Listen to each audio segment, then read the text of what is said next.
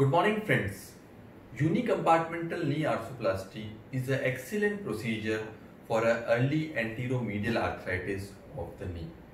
Today I will be demonstrating the instrumentation we use for the Oxford unicompartmental mobile bearing knee, and it is an excellent system for a unicompartmental arthroplasty. First, I'll just brush up the basic principles of the unicompartmental arthroplasty. A unicompartmental arthroplasty needs to be done for a unicompartmental arthritis. That means that only the medial compartment should be involved. This system, Oxford system, is dedicated for the medial side. It should not be used for the lateral side. Second, it is a mobile bearing. So there is the poly is mobile on the tibial tray. So there is a very less wear rate. So the wear rate is approximately 0.03 millimeters per year. So it's a very low wear rate that is seen with this particular system. The prerequisites for doing unicompartmental arthroplasties are: number one, you should have a pristine or a normal lateral compartment. Number two, you should have an intact and functioning ACL. Number three, you should not have a deep defect on the patella on the lateral side. If there is a little bit of chondral damage on the medial patella facet, that is okay, but you should not have a full thickness chondral lesion on the lateral facet of the patella. So these are the basic prerequisites for the unicompartmental Oxford arthroplasty.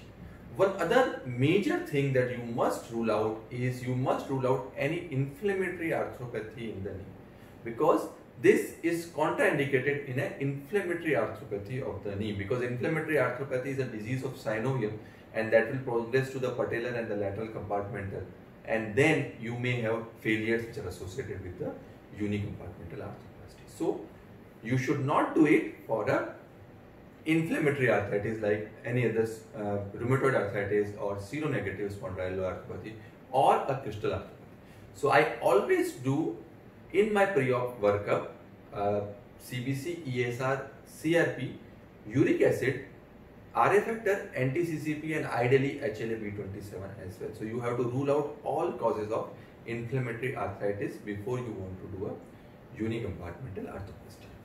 Now it has definite advantages over a total knee arthroplasty. Number one, it's a very small and a bone preserving procedure. It has got a good longevity. The chances of any medical complications is very low. So chances of any DVT, chances of any blood loss related complications, chances of any other perioperative medical complications are significantly low. The chances of post-operative infection is also significantly low, to the approximately it is half as common or 1/3 as common as a total knee arthroplasty. So chances of post-operative infection is definitely low. The patient will have a more natural knee feeling because all the ligaments, the ACL, the PCL and both MCL and LCL are intact. So there is a better proprioception and the patient will have a more better and a natural knee feeling as compared to a total knee arthroplasty. The revision of a unicompartmental arthroplasty to a total knee arthroplasty is more straightforward as compared to a revision of a total knee arthroplasty itself. So it's easy to revise if you want to do a revision for a patient. So that is also an advantage. It can be done for a younger patient. The patient in whom we do a unicompartmental arthroplasty will have a better functional result. So let's say if a patient who we have done a total knee is allowed to do sports like golf and table tennis, the patient who have been done a unicompartmental can be allowed to play more rigorous sports like cricket, jogging, cycling and more avid sports. So the patient can lead a more avid lifestyle after we do a unicompartmental arthroplasty.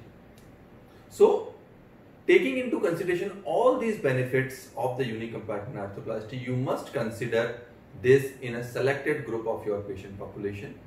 Initially you should be strict and slowly you can expand your indications as you progress.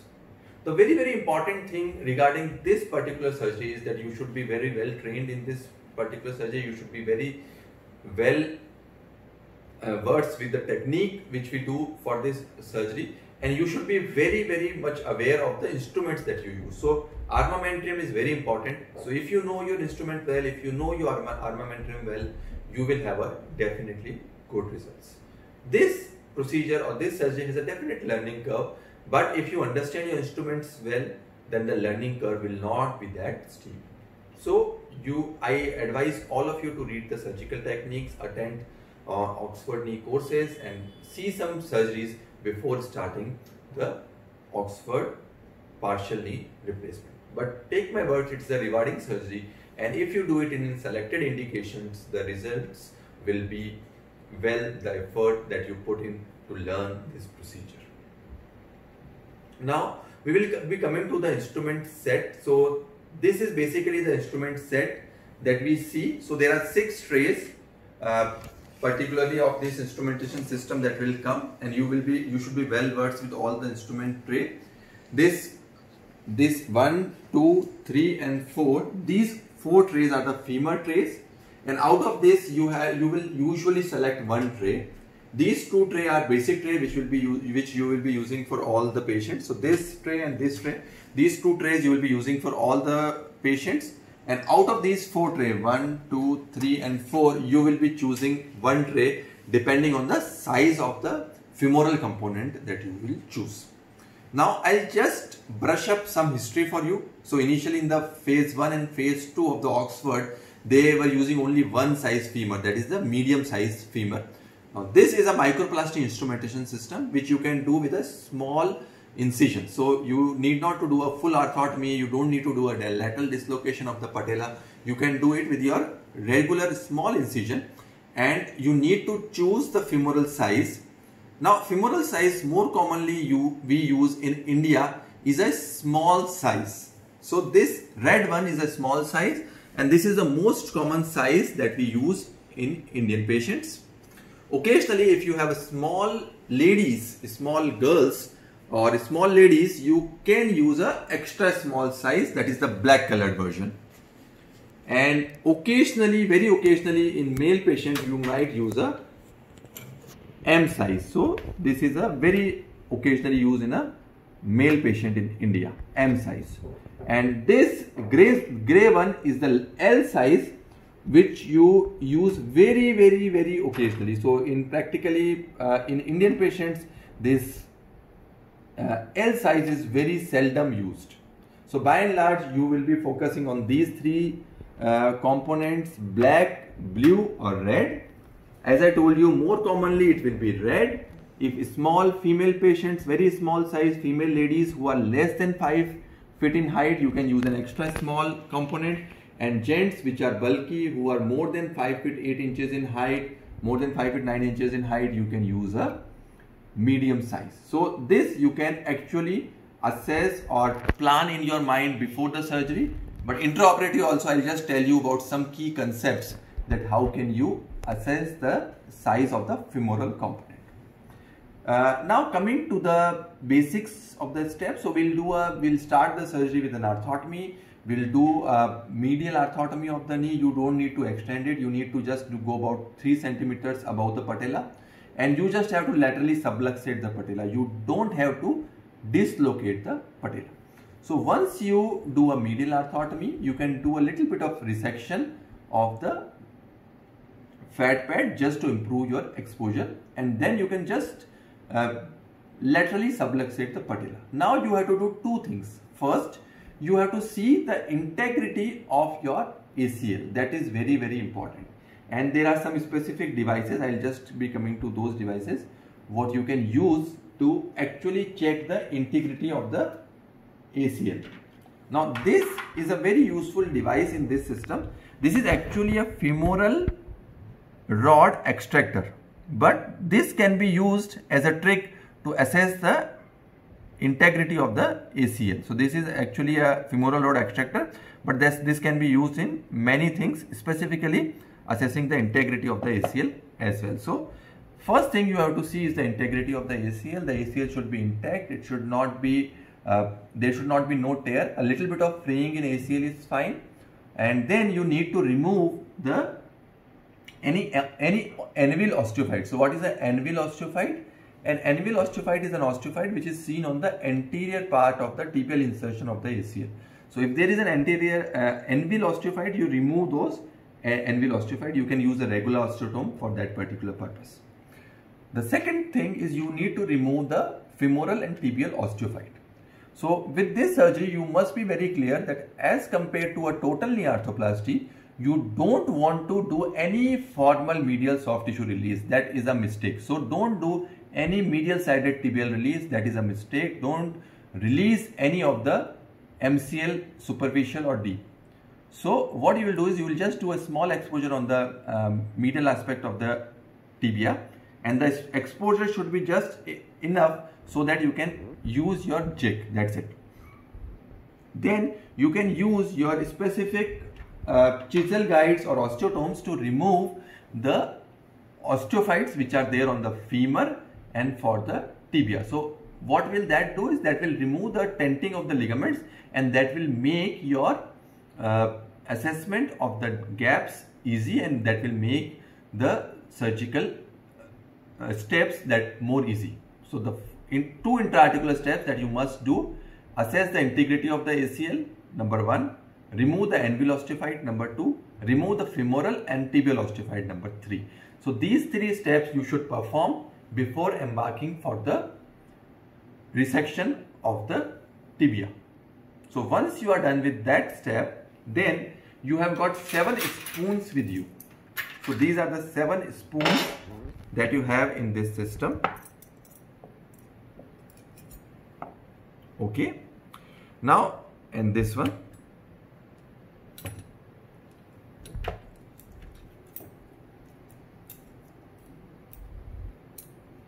Okay, so these are 7 spoons that come with this system.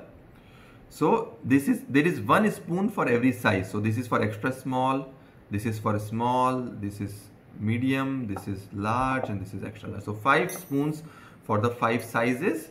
So you can assess. So this, you have to insert this spoon into the medial joint, and that will give you a rough idea about the size of the joint. And this is size 1. Normally the size 1 spoon usually fits. Occasionally, if the spoon is this size 1 spoon is loose, you can use the size 2 and size 3 spoons. Now there is no sizes for the number 2 and number 3 spoon, because this will be used for as a spacer. This is not a size specific spoon. So the first step, you will insert this spoon into the joint, and you will assess whether this size is perfect, number 1, and whether the size 1 millimeter is perfect. If you see that the size 1 millimeter is not perfect, or if the size is loose, then you can use a number 2 or number 3 spoon. Now coming to the indications, as we were discussing, this procedure, the unicompartmental arthroplasty, has to be done only in those procedures in which you have a correctable varus. So you can do it up to 5 degree or 10 degree varus, but the varus should be correctable. If you have a non-correctable varus, ideally you should avoid it, because in those circumstances the ligaments will be contracted. So correctable varus, you can use it, and as I told you, if the number 1 spoon is used, you can use number 2 or number 3 spoon. Now I'll just be assembling this instrumentation set for you. So this is the tibial shin, and this is the resector guide. So what you need to do, these are the 2 resector guides. These are specific for the right and the left side. So this is for the right and this is for the left, and this is the instrumentation that you will use. This is the tibial jig that you will use, and you have to use this. This is a 3 millimeter guide, so you have to attach it like this. Okay, and then you have to attach this on this, and then you can connect it like this. This is an ankle yoke, and this is a silicone padding that can be attached on the tibia. So normally we do it the surgery is done in a hanging leg position, because with the hanging leg position we will be able to see, because most of the part of the surgery is done in a flexed position of the knee, and you have to have a good exposure of the posterior part of the knee. So ideally the best position is not a supine position but a hanging leg position. You can do it in both the ways, but by and large a supine position, a hanging leg position is a better position for doing this particular surgery. So this is an ankle yoke, this is a silicone band that you can tie, and then you can insert it like this to actually attach the whole of the tibial jig. So this is how you will attach the tibial jig, this is how you will insert the ankle yoke, and this is the tibial shin. So then this will be a, supposedly you are using a extra small size. So what you will do is, this will be already inserted. Now this is called as a G-clamp, and this G-clamp will be used. So what you will do is, so you have to use this G-clamp along with this, like this. So this spoon goes into the medial compartment, this G-clamp goes here, and then you will, this G-clamp will fit like this, and once it is fit tightly, you have to open this G-clamp. So this is a G-shaped structure. You can see this is a G-shaped structure. This is called as a G-step, and you can tighten this clamp like this. So once you use this, this is a final construct. Spoon fitted onto the G-clamp, which is fitted on the tibial jig. So this is how we fit this assembly. I'll repeat this assembly for you. So open the G-clamp. So this is your tibial spoon. Tibial spoon goes into the medial joint space. We attach the G-clamp onto, we attach the G-clamp here, the spoon here, and then we attach it on the tibia, and then we remove it. Okay. So this is the final construct: spoon, G-clamp and tibial jig.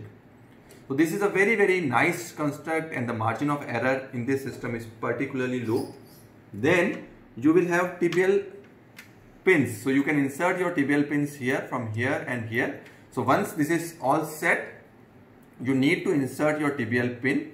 Ideally you can insert 2 pins like this, but occasionally only 1 pin is also fine. You can use a grabber or a artery forceps to just hold these pins, and once these 2 pins are placed in its position, you have to open the G-clamp like this and remove it, and remove the spoon as well. So now you will have this jig into place. So this jig will be in its place.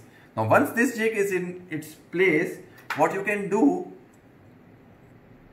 is you can remove the upper shin, and you can insert this. So this is actually a slotted guide. So you will have a better, so this is a slotted guide. So this cuts within the slot, okay, and this is 0 mm slotted. So this will cut within the slot. So you can insert it like this. So it will be a better thing. So once you insert this, then you have to make 2 cuts on the tibia. One a horizontal cut and one vertical cut. The vertical cut is made with a reciprocating saw, and this cut is very important. So whenever you are making a cut with a reciprocating saw, you must ensure that you don't dive like this. So when you are resecting with a reciprocating saw, you have to resect like this and not like this, because if you resect like this, you may end up into a tibial fracture. So posterior tibial fractures, tibial plateau fractures are common if you dive your jig. So if you are using the vertical reciprocating saw like this, so you have to cut it like this, and you can go into the posterior aspect. So if this is the jig, this is the saw, you have to cut it like this and don't dive like this. So first cut is the vertical cut. Mind you, you have to make a cut more lateral as possible. If you make your cut medial, then what will happen is you will have a smaller tibial component, which is not good. So you should make your cut as lateral as possible, and it should be just kissing your ACL, and it will be on the ACL, medial limit of the ACL. So cut it as lateral as possible. This is a vertical cut, and then you can use your 12 mm saw to do a horizontal cut. This jig has to be this jig is in a 7-degree slope. So your tibial cut will be in 7 degree of the slope, and you have to keep 2 finger breadth distance from the tibial shin here. So that will give you a 7 degree of the slope. Okay.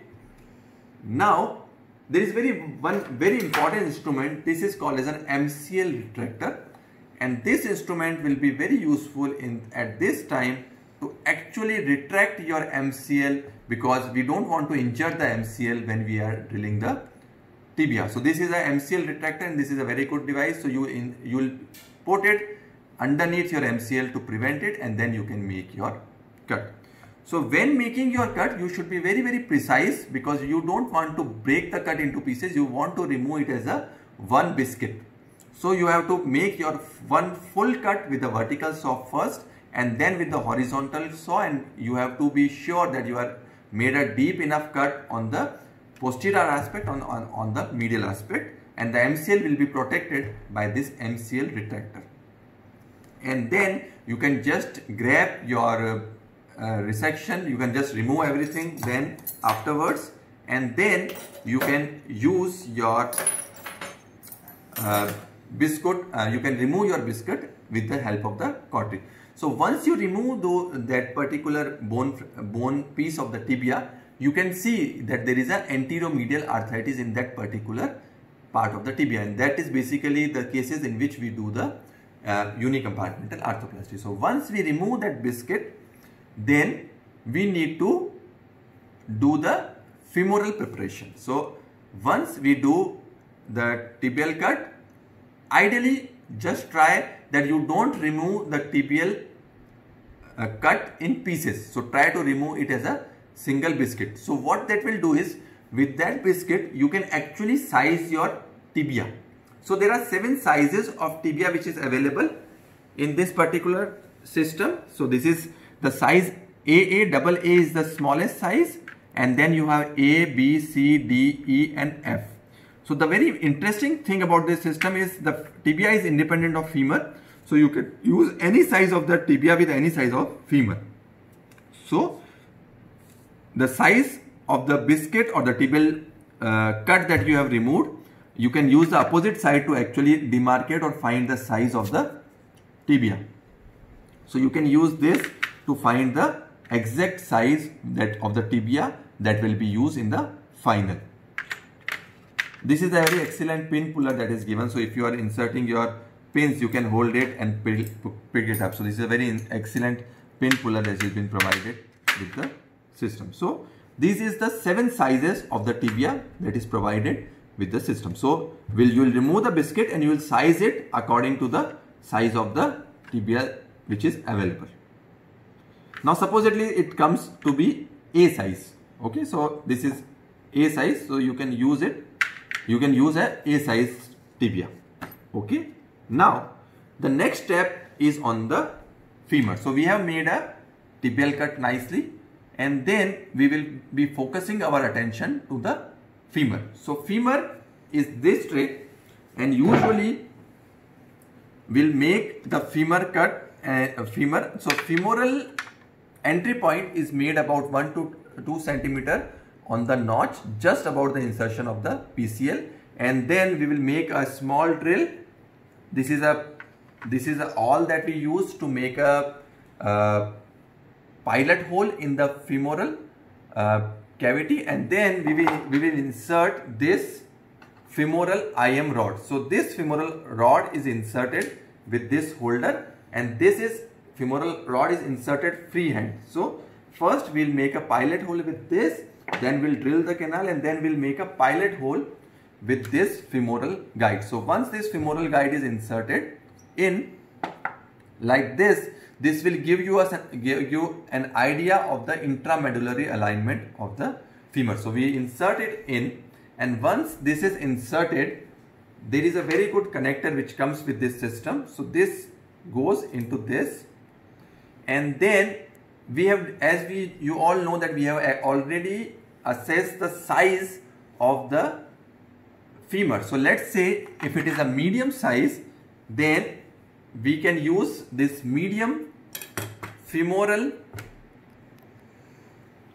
jig. So this jig is separate for each system. So if you are using a medium jig, you have to insert this spoon inside the femoral cavity, and the beauty of this system is it has got marking, so you can actually see that what size you are using. So this is 3, you can increase to 3, 4, 5 or 6, whatever size that you want. So there is a size marking here, and you can tight it, and then you have to insert this jig inside, and then you can use it like this. So this femoral jig is inserted, the one part is inserted into this, and the second part is inserted into the femoral jig. So femoral jig is actually 2 types.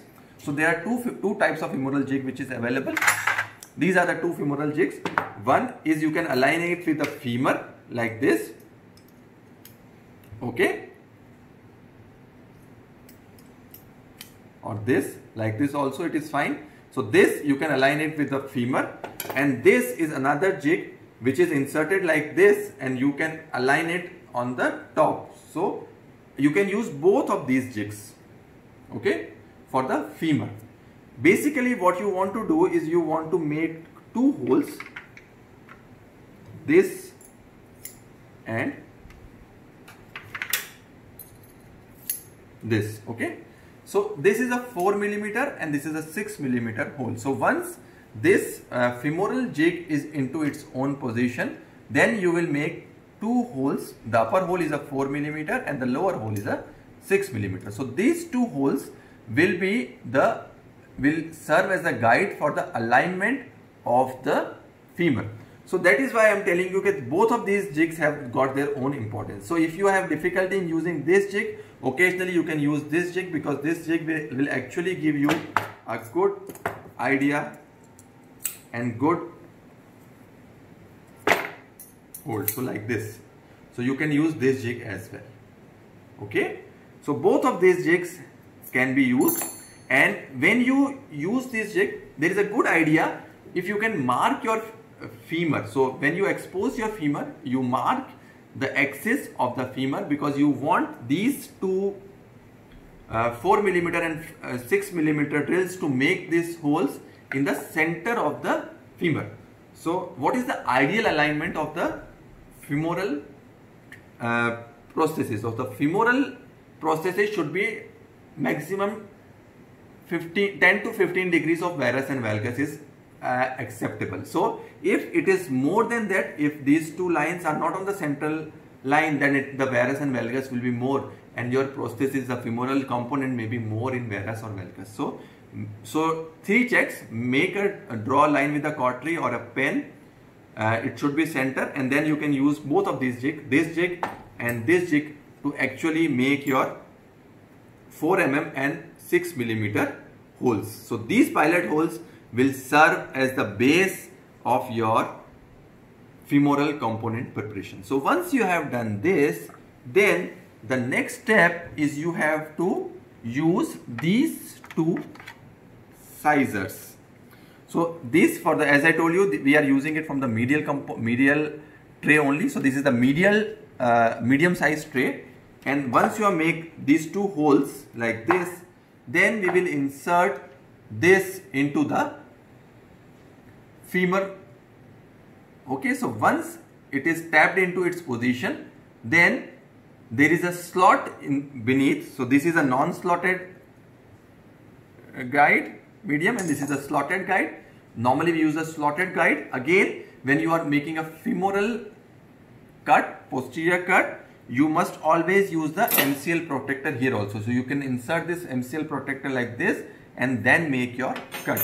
Now this cut should also not dive. So once you are making the femoral cut through this jig, there should be no skiving of your saw blade. So make sure that you make a good cut, because you will be the flexion gap, you will be creating a flexion gap, and you will be equating the extension gap after making this cut. So you insert it in, make a femoral posterior cut, and that will give you the good flexion space. So once you are done with this, then what you will do is you will have a good flexion space. So once you have removed the posterior part of the femur, you will have a very good space, and this is a good time to do an adequate release and removal of your medial meniscus. So remove the medial meniscus, the posterior horn, the root and the medial part. You can leave a little bit of medial meniscus which is attached to the MCL, because we don't want to damage the MCL while dissecting the medial meniscus. So do an adequate clearance of the soft tissue, remove the meniscus at this step, remove the posterior horn of the meniscus, root of the meniscus and the medial part of the meniscus at this step. So once this is done, what you can do is you will be able to now size your, you'll have an idea of the flexion gap. So once you are done with that, then you need to see the extension gap. Now this system is based on the equation of the flexion and extension gap, and the beauty of this system is you can equate the flexion and extension gap in 1 millimeter increments. So 1 millimeter increments you can equate or equalize the flexion and extension gap with the use of this system.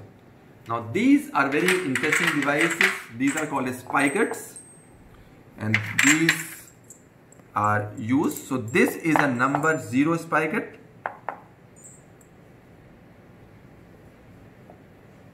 Two, 3, 5, 4, 6, 1 and 0. So this is the spigot. The beauty of this spigot is it is same. So you can insert it like this or like this. Both will be same. So this spigot is a size 0 spigot, and this is the first spigot.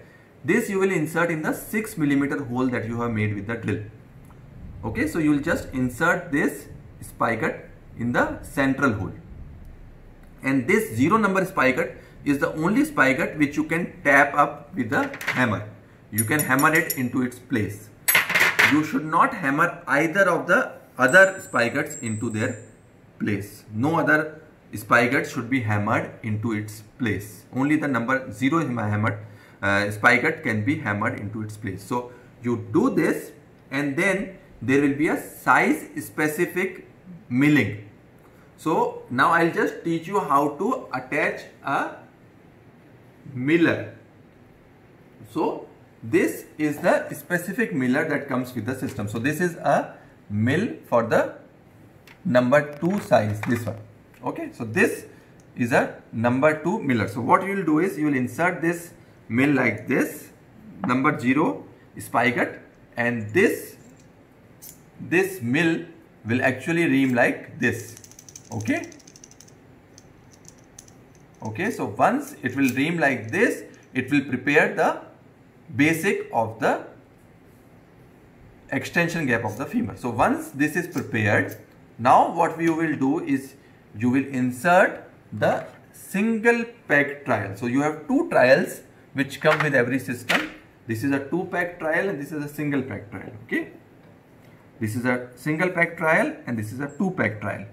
So at this point of time, you insert your single peg trial, and then you insert your tibia as well. So this is your tibia. Supposedly you find that the tibia is size B.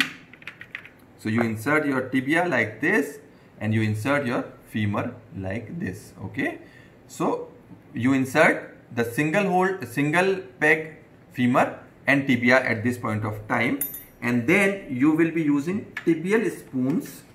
So these are the tibial spoons. So this is size 1, size 2 and size 3, and you can use these spoons also which come with the system, which are marked. So this is 2, 3, 4, 5, 6, 7 like this. Okay, so and this spoon will actually give you the extension in the flexion gap. If this you cannot insert this size 1 spoon, then it is 0.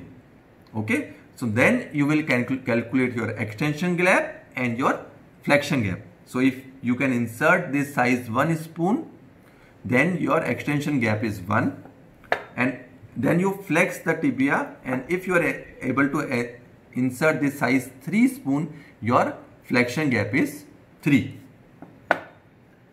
Now you need to calculate the flexion gap in around 100 degrees of flexion and the extension gap is in around 20 degrees of extension. You should not calculate the extension gap in full extension because the posterior capsule will vary or give you a negative result. So extension gap in 20 degrees and flexion gap in 100 degrees of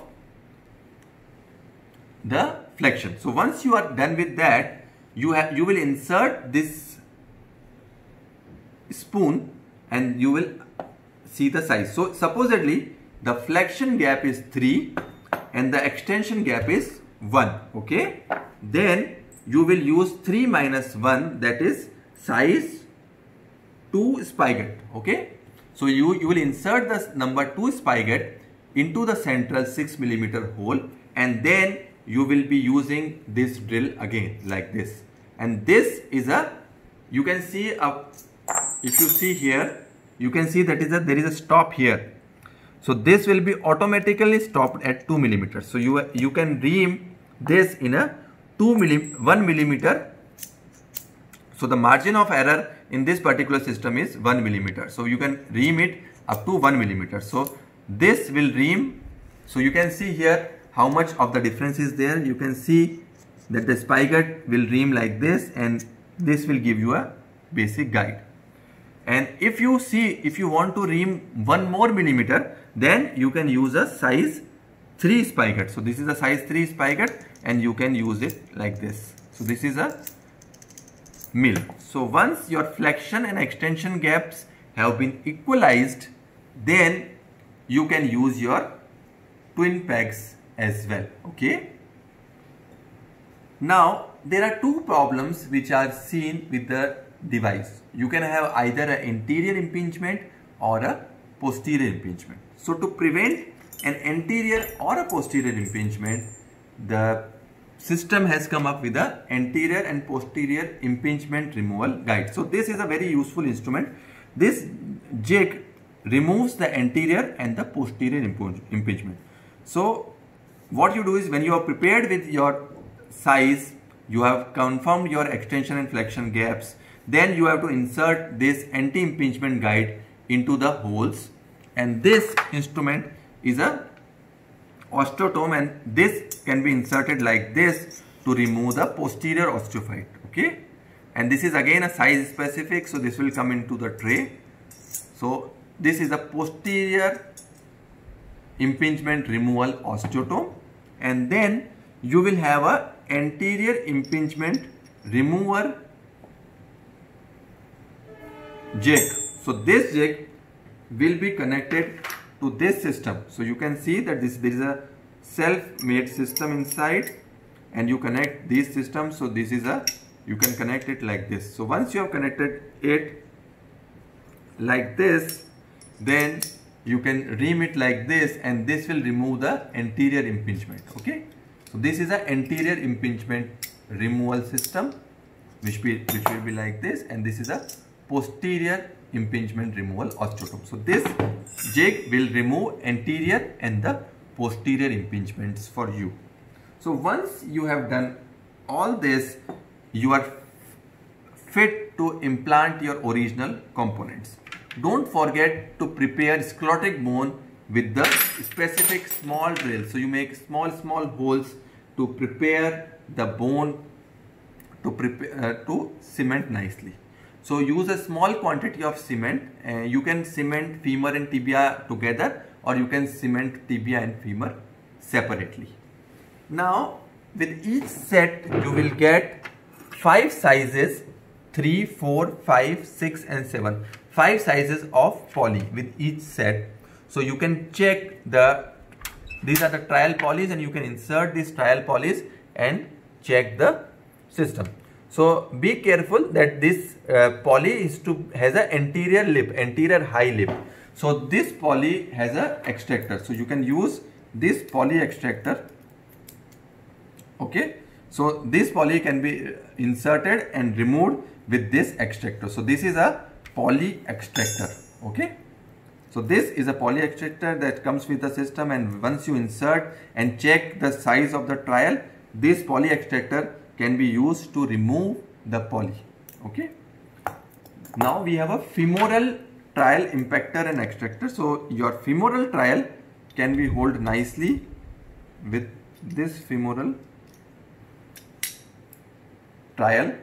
So this is a femoral extractor. So you can insert and remove the femoral trial with this femoral extractor. Okay. Mind you, you should use this smaller hammer. This is a small hammer. Don't use your TKR hammer in this particular surgery, because this is a very heavy hammer, and that can cause fracture. So use a small, this is called as a toffee hammer or a slap hammer, and small hammer should be used in this particular surgery. This is an alignment rod which you can use to check the alignment. This, as I told you, this is a very good drill to drill small holes into the sclerotic bone for cement impregnation inside. And then once you are done with your femur preparation and you have balanced the sizes, then you can use this to make the central hole. So this is the 6 millimeter drill. You put it and you prepare the central drill hole with this T device. Now coming to the tibial preparation. The tibial preparation is depending on the size, as we have already decided and find out the size of the tibia which will be used in the particular case. Then we will insert this tibial slot cutting guide into the tibia, and the ideal position for the tibial component, there should be, the tibia should be either flush medially or less than 2 millimeters of overhang, and same less than 2 millimeter of overhang on the posterior aspect, and anteriorly there should be no overhang. There should be up to 5 millimeters of gap. There should be, the lateral side should be absolutely flush to the cut aspect of the vertical cut of the tibia. And then what we will do is, this is a femoral rod extractor, but this is a very useful device, because this device can actually be used like this to see the posterior aspect of the tibia. And so you insert this device like this, and you can see where is the posterior end of the tibia, and this will give a good fitting of this tibial slot making jig. And then you can insert this here and you can fix it up, and there is a special saw that comes with the system, and that can be used to make a central cut. So this central saw, there is a specific reciprocating saw that comes, and that makes the central tibial fin. And then in the cemented component, this is a central tibial slot preparer, and you can use this slot to actually, this slot is inserted like this, and you can prepare it nicely with this. So this will make the central tibia preparation slot. So once you are done with this, you can use this tibial central slot preparation jig to implant the cemented component. So this jig, central tibia, is prepared by this jig. There is a special jig with the, comes with this system. And then this is a specific tibial impactor. You need to use this tibial impactor with this hammer. Don't use a heavy hammer because it can cause fractures, as I told you. And then you can use this you can use for the impaction of the original tibial component. And mind you, it should be very, very gentle like this and not like this. Okay, so this is a very gentle impaction like this for the original component of the tibia. And there is a nice cement remover. So this is the cement remover. So extra cement can be removed with this instrument. This is a very nice and a very low profile instrumentation to remove the cement. You should be very careful not to remove any cement on the posterior aspect, because that can cause a cementophyte formation, and that can cause problems with the poly. And once you are done, you have cemented the tibia and femur well, then you can use is this spoon. And what you can do is you can use a one size bigger spoon, and you can use it at around 45 degrees of flexion. So keep this spoon, like supposedly if your size is 3 trial size, you can use a size 4 spoon, and that will actually make a good pressurization of the femoral and the tibial component. So once you are done with this, your both cement, the femoral and the tibial components are cemented, then you can actually insert your ideal poly. Now the poly which you will use, it will be a little bigger than this, and that will just go with the noise. So once it goes with the noise, then you are sure that your fit is good. Now very important thing, so when you are inserting your spoon to assess the tension, it should not go with a force.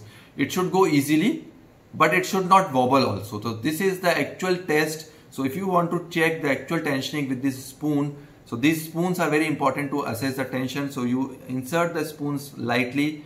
This spoon should not wobble and it should not go with the force. So that is the right tension of the spoon that is required. And then once you have inserted your poly component, you just have to close it nicely.